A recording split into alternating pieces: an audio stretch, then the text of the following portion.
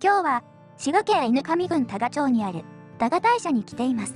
イザナギの狼とイザナミの狼をお祭りするこの古社は古くからお多賀さんと親しまれ、延命長寿の神として広く信仰を集めてきました。今回はかつての参詣道をたどりながら多賀大社の歴史と見どころを境内の摂社、末社、そして奥宮まで含めて詳しく巡っていきます。ここは高宮宿、中山道69次のうち64番目の宿場です。本陣や旅籠を備えた大きな宿場町で多賀大社へ向かう参詣道の起点として賑わいました。歌川広重の絵にもここ無鎮橋から見た高宮宿の風景が描かれています。高宮宿のほぼ中央に立つこの鳥居は江戸時代の寛永11年1634年に建てられた多賀大社の一の鳥居です。高さはおよそ11メートル。近江名所図絵にもこの一の鳥居が宿場町のにぎわいとともに描かれています。鳥居前の石碑にはこれより多賀道30町と刻まれています。ここから多賀大社まで30町、今の距離でおよそ3キロ余り。ここが多賀参詣の出発点であったことを伝える道しるべです。ではここからかつての参詣道を多賀大社へ向かいましょう。のどかな田園風景の中を走る近江鉄道 JR 彦根駅を起点に高宮駅で分かれて多賀大社前駅へ向かうこの路線は今では多賀大社へ向かう現代の参詣道の一つとなっています。イモリ木は多賀大社から徒歩20分ほどのところにある2本の古木です。この木には次のような伝承があります。奈良時代の養老年間、元正天皇が重い病にかかった時、多賀大社の宮人が病気平癒を祈願し、小和飯を炊いて杓子を添えて献上しました。すると天皇の病はたちまち治ったといいます。その時杓子を削った木の残りを地面に刺すとみるみる巨木に成長した、そう伝わるのがこのイモリ木です。これがお多賀杓子の縁起で、現存する2本の木はその姿から西側を女イモリ木、東側を男イモリ木と呼ばれています。男イモリ木は樹齢600年以上、根回り約6メートル。女イモリ木は樹齢300年以上、根回りは8メートルにもなると伝えられています。一の鳥居から約3キロ、徒歩で40分ほど。多賀大社前駅に着くと、駅前には金井多賀門という多賀大社らしいモニュメントが迎えてくれます。地元のゆるキャラ、多賀ゆいちゃんのモチーフにもなっているようです。駅に隣接する観光案内所の壁には、多賀参詣曼荼羅のレプリカが飾られています。これは、神仏集合の時代に、多賀大社が全国へお多賀信仰を広めるため、坊人と呼ばれる僧たちが持ち歩いたものです。坊人たちは、行く先々でこの参詣曼荼羅を広げ、絵を指し示しながら、多賀大社の由緒やご利益を人々に語って聞かせました。こうした語りは、絵解きと呼ばれています。今回は、その絵解きに倣って、この曼荼羅を手がかりに多賀大社を巡っていきましょう。ちなみに今年、2026年のゴールデンウィーク5月3日から6日の3日間は、境内の奥書院で多賀参詣曼荼羅の特別展示があるそうなので、一見の価値ありです。駅前に立つ大鳥居は、昭和13年、電車での参拝客が増えたことを受けて建立されたものです。多賀大社のご祭神は、イザナギの狼とイザナミの狼です。この2柱の神は、日本の国土を作った国生み、様々な神々を生んだ神生みを成し遂げたとされています。そしてその後、古事記では、イザナギの狼は近江の多賀の地にお静まりになると記されています。多賀大社は、平安時代の神社リスト、延喜式神明帳には、多賀の神の社、二座と記され、古くから朝廷にも認められた神社であったことがわかります。その後、室町時代以降の神仏集合の時代を経て、織田信長や豊臣秀吉の崇敬を受け、江戸時代の寛永15年には、30万両をかけた大造営も行われ、大いに栄えました。長く神仏集合のもとにあり、境内には観音院や不動院などの僧帽が置かれていましたが、明治の初め、多賀にも神仏分離の波が及びます。やがて、仏教色は境内から取り払われ、神社として新たな姿へと整えられていきました。社名もまた、古くは多賀大明神、多賀神社などと呼ばれてきましたが、昭和22年に多賀大社と改称され、現在に至っています。神仏集合の時代、イザナギの狼は阿弥陀如来として祀られていました。神仏分離によって仏具などが持ち出され、雨ざらしになっていた阿弥陀如来坐像などを守り伝えたのがこの真如寺です。絵馬通りと呼ばれる多賀大社の参道、店先には大きな杓子の看板が掲げられています。そして、多賀名物といえば、糸切り餅。赤と青の3本線が入った白い餅菓子で、糸で切ることから、その名がついたと言われています。表参道を進んだ先、左手に見えてくるのが、多賀大社境内の入り口に立つ大鳥居です。昭和4年に建立されたもので、高さは 8.2 メートルあります。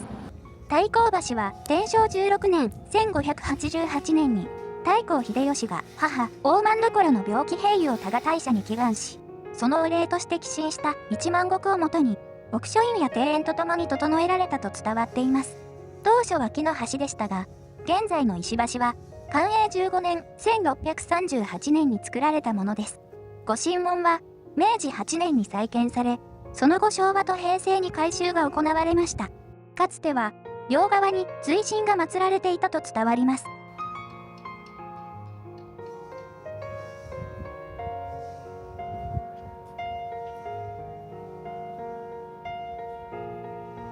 正面に見える社殿は、手前から拝殿、神楽殿、幣殿、御本殿と続いています。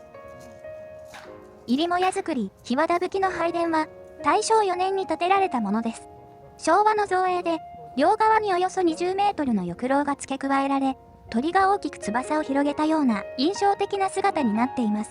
拝殿の中には大きな杓子が見えます。これは、多賀大社に伝わるお多賀杓子です。拝殿前にある聖堂の灯籠は、彦根藩4代藩主、井伊直盛により奉納されたものです。御本殿は昭和8年に建てられたものです。御祭神は、イザナギの狼とイザナミの狼。伊勢の神宮の御祭神、天照大神の親神にあたることから、お伊勢参らばお互い参れ、お伊勢お互の子でござる、お伊勢7度、熊野へ3度、お互様へは月参りと謳われ、古くから熱い信仰を集めてきました。ちなみに、現在の本殿が昭和初期に造営された際、それまでの旧本殿はここからおよそ8キロ離れた豊里町の白山神社へ移築されたと伝えられています。多賀大社のお使いはカラスです。祭りの前には、御本殿のそばに据えられた千敷台と呼ばれる台の上にお米を供えるそうです。ちなみに、多賀大社周辺のマンホールにも、カラスのような鳥の衣装が見られます。絵馬殿は、大正8年、カナダに移住した法人935名の寄付によって建てられたものです。こちらの2つの大釜は、江戸時代の寛永10年、1633年と、元禄12年、1699年に、造営の竣工を記念して奉納されたものです。神前で湯を沸かし、その湯や湯気によって清めと祈りを行う神事、湯神楽に使われたと思われます。神輿庫には、4月22日の古例大祭で使われる神輿と法蓮が収められています。こちらの鐘楼は、神仏集合の名残を今に伝える建物の一つです。中の梵鐘には、戦国時代の天文24年9月20日の刻印があり、高さ2メートルを超える大きな鐘だそうです。こちらは太閤蔵。豊臣秀吉の母、政所の病気平癒のお礼の1万石で建てられたものです。ここからは、境内の摂社、末社を参拝していきましょう。多賀大社第一の摂社、日向神社です。縁起式神明帳にも記載される古社で、ニニギの命をお祭りしています。ご神徳は結婚成就と家内安全で、多賀大社の境内でも、特に歴史あるお社の一つです。神明両宮には、天照大神と豊受の大神が祀られています。伊勢の神宮の御祭神と同じ神様をお祭りするお社です。恵比寿神社には、琴白主の命が祀られています。恵比寿様として親しまれる神様です。ご神徳は、商売繁盛と大量満足です。こちらは般若院の跡です。明治の神仏分離までは、多賀大社の境内には4つの神宮寺がありました。ここはそのうちの一つ、般若院があった場所で今も石垣が残っています。天満神社には、菅原道真公が祀られています。学問の神様としてよく知られる神様です。受験や勉学に励む人にとって心強いお社です。